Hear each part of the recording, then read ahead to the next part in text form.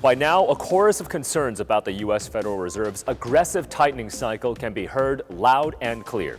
Voices inside the U.S. worry that the Fed's substantial rate hikes will push the U.S. economy back into a downturn.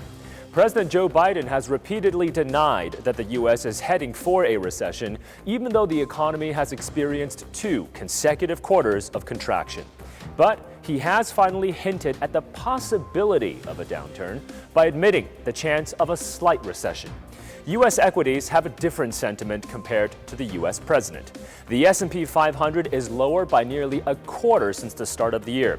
And J.P. Morgan Chase CEO Jamie Dimon warns investors that the benchmark could easily fall another 20% as the Fed continues to raise interest rates.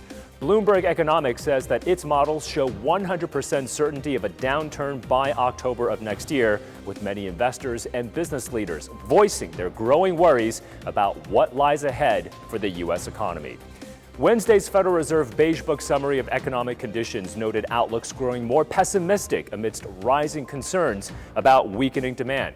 Outside of the U.S., many central banks are forced to give up a degree of policy sovereignty, needing to tiptoe in line with the U.S. Fed, even if it's not appropriate for their national economic conditions. We live in a world where the U.S. dollar is the dominant reserve currency.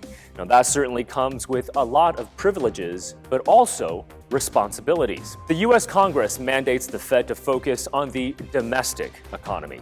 That's understandable, but because of the U.S. dollar's special status and the spillover effects of its monetary policy, the world is hoping that Mr. Powell and his team can better grasp what their actions mean for the well-being of so many in our international community.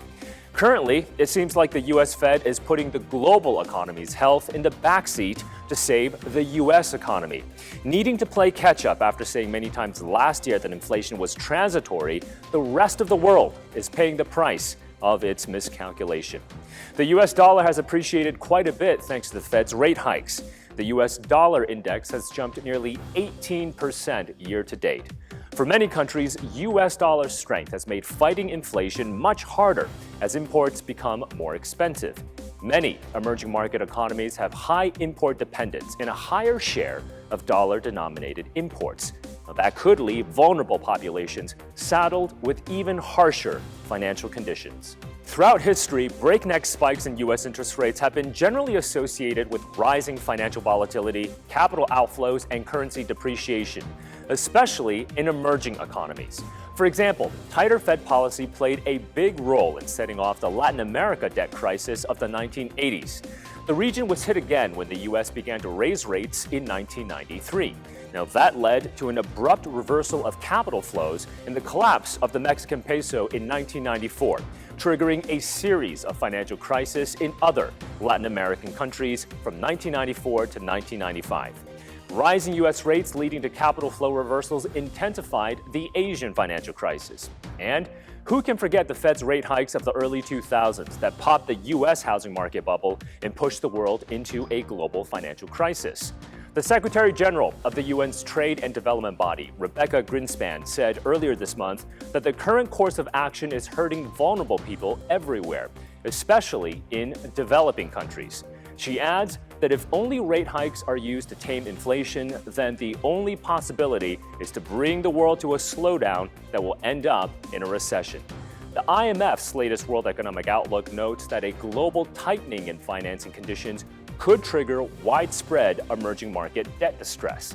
The World Bank also warns that synchronized rate hikes could tip the world into a recession next year, with a string of financial crises in emerging and developing economies that could do them lasting harm. However, the world will likely need to brace for more financial volatility. A readout of the Fed's September policy meeting showed Fed officials agreeing that they needed to raise rates to an even higher level and to keep them there for some time. Despite the rate hikes, U.S. inflation remains stubbornly high. So, with aggressive rate hikes and a stronger dollar, the U.S. is essentially exporting its inflation woes and threatening to send the rest of the global economy into a spiral downwards.